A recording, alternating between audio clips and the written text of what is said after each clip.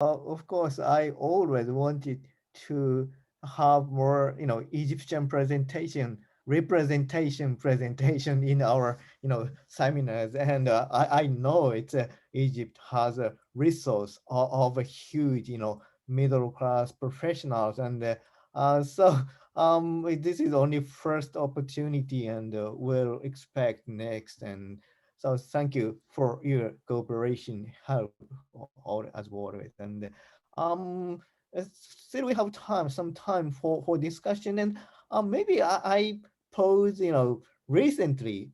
Oh, um, yes, there are some comments coming in in the chat box that so one question from Japan, as always, nowadays, always Japan, it's a society we are looking at each other. So we always ask about China, how China is doing in your country. So for example, Dr. Sameh, there are reports in international media. There are competition of, vaccine diplomacy, vaccine geopolitics, and blah blah blah. And I think Egypt is one of the destination of this international, competition, rivalry. How do you see, on the vaccine issue, how China is doing, or other countries like Russia, who compete with the United States and Europe in the international stage. From Egyptian point of view, or how you are uh, uh, tackling with, or you are faced with this international competition. Would you unmute? Voice, voice. Would you? Okay, okay.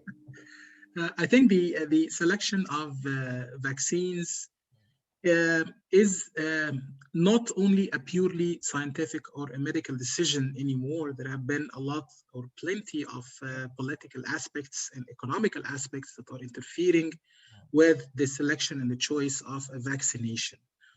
Um, um, as a professional, I have a lot of issues with both Chinese and also Russian vaccinations because or due to the lack of supporting evidence, scientific publications that are reputable and respectable, where me as a health science professional and researcher, I can consult to know exactly whether this vaccination is going to be effective or not, whether it is really made up to the standards of safety and also efficacy of such kind of vaccination. And this has been always a problem with Chinese products, and let us just put it that way.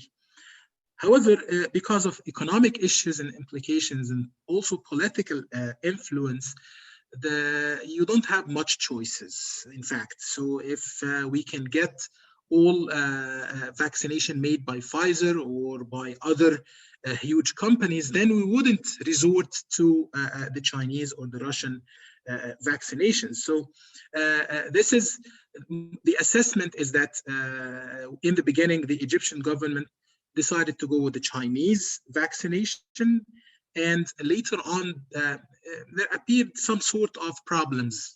Let's put it that way, without disclosing what kind of problems happened, because this is a research subject, and we don't want to rush into conclusions. However, so that essentially led the government to switch to different types of vaccination, especially that our group in 357 hospital discovered that the strain of virus that's hitting Egypt is very similar to European and especially Italian source, and this led the government to switch the origin of the vaccines to something that's originated in Europe or in the United States to tackle the Caucasian populations and so on. So briefly, I think for any country to spread their product, there have to be a supporting evidence that this is really safe and effective before trying to sell it to everyone. Science now is capable of telling us whether there will be a long-term effects or not, whether this vaccination is going to be effective or not, and so on. Having said that, no single vaccine is currently known to be perfect, because this is essentially is very hard to develop vaccines in the middle of a pandemic. It's an epidemiologic fact that it is very hard to develop a vaccine while you have so many of the population is already infected. This is a very, it's like you are swimming upstream. So I don't think that any of the publicized vaccinations is really perfect right now. And I think we have to wait and see what's going on and how this is going to turn into and keep our eye open on the scientific publications. So I don't know whether I was able to address your question, but of course there are many, many elements to the decision, including economic and also political elements. Thank you very much for your very informative and responsible answer from a professional working on very responsibly on this issue. So thank you very much. I really appreciate it. And there's another question or comment in the chat box from Muhammad Al-Karyubi, and it's about the impact of social media. So social media or network, social networking media, SNS. And well, fortunately, we have two media experts. One is kind of old media, even though it's advanced, Ahmed from TV, and also Muhammad. Of course, you are more, acquainted with what's going on in the SNS in Egypt, particularly in Egypt. And so first, maybe Muhammad, I would ask Muhammad, how do you see the recent social network, world? What's the recent development in Egypt? I think this is very, very, very interesting, issue, and it's very advanced, and we never see if we are away from Egypt for couple of months, we cannot catch up. So would you share with us some your comments or some your understanding right now? Related to the social media in Egypt, social media in Egypt is, has also its own characteristics. So if we are now focusing on things that are, from my point of view, the traditional media is getting information from social media to create some kind of maybe stories or trends in the traditional media in order to grab the attention of people who are still watching the traditional media.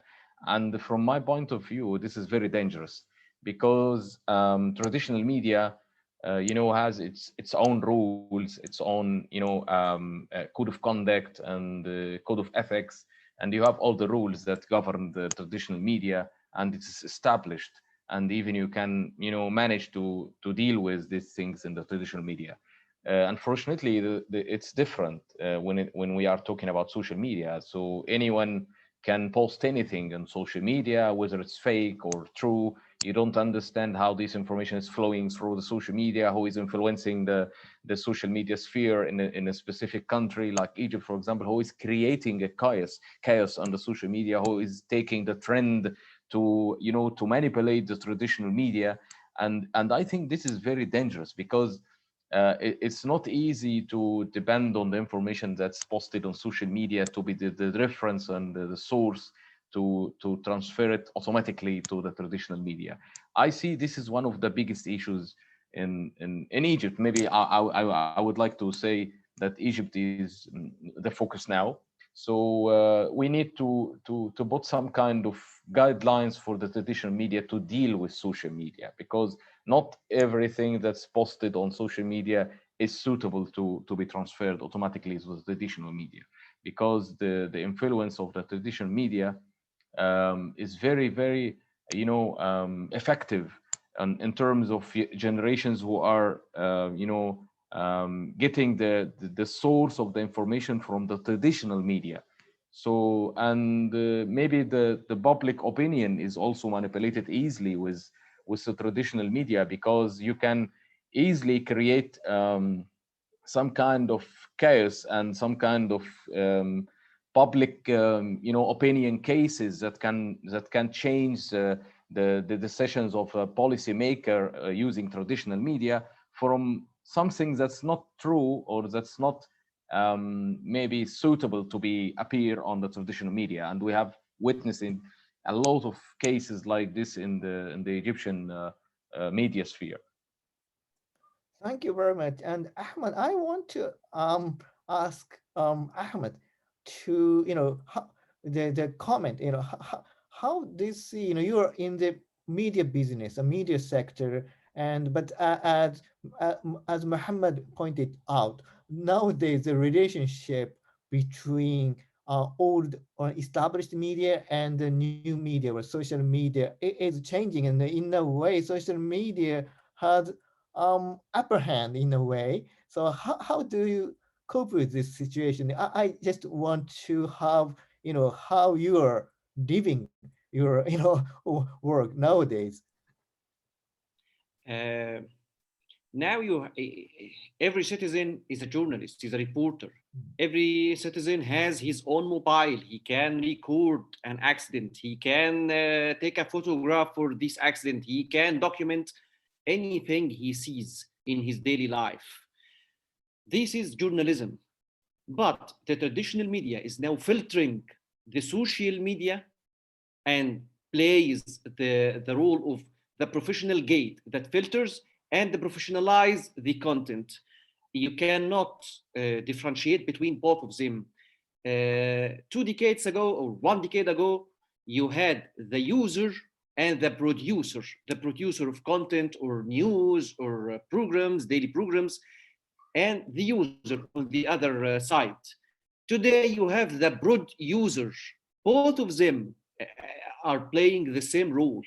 But me in the traditional, people who are working in traditional media are more professionalized and have the sensitive tool to differentiate between what is fake and what is ethical and not ethical.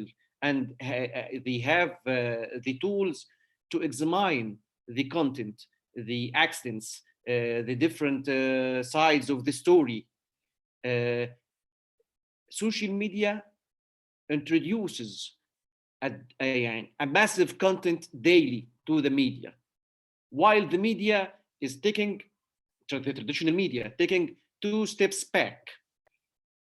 I think in the future, there will be a certain contract, not written contract between the both sides to set the scene in a credible way, the credibility which the traditional media have, because the responsibility, the social responsibility, this social responsibility will make media, traditional media, have rigid measurements and rigid tools to filter what to take from the social media and what not. And the social media users, after 2 or 3 years, in my opinion,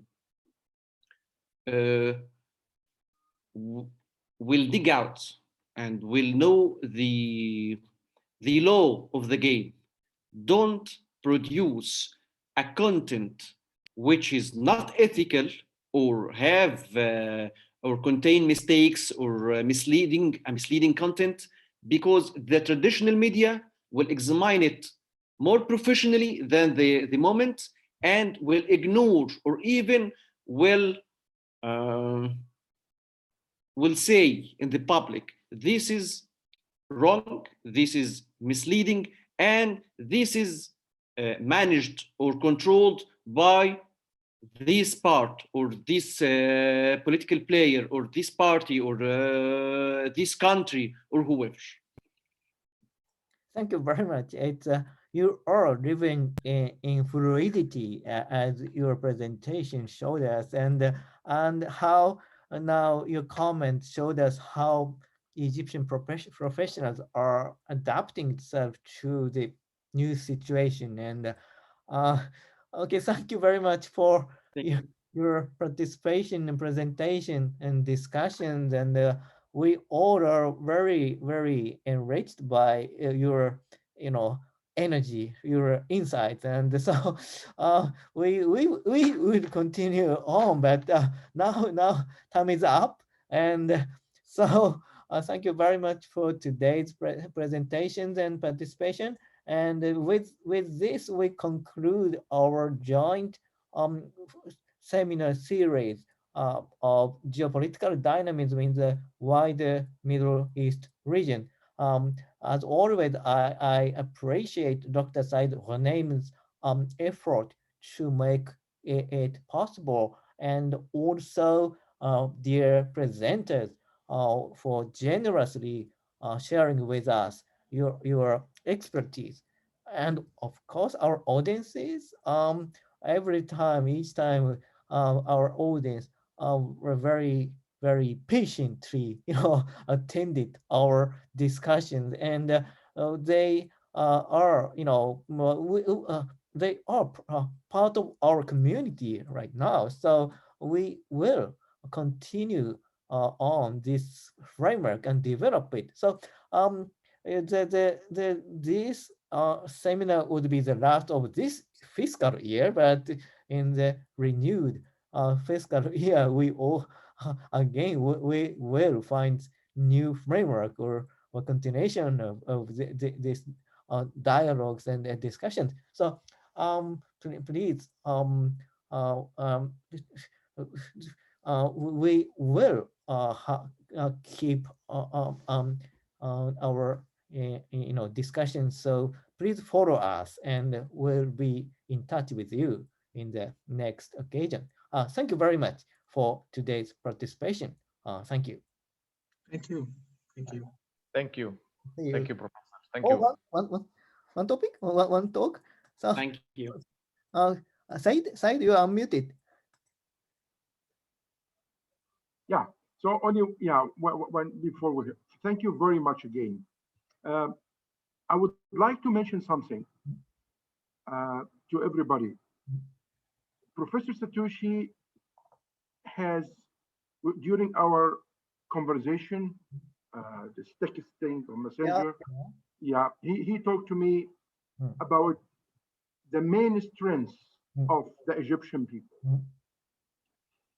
And he talked especially about the middle class. And here we are far from the middle class of Egypt. This is like a sample of the Egyptian middle class.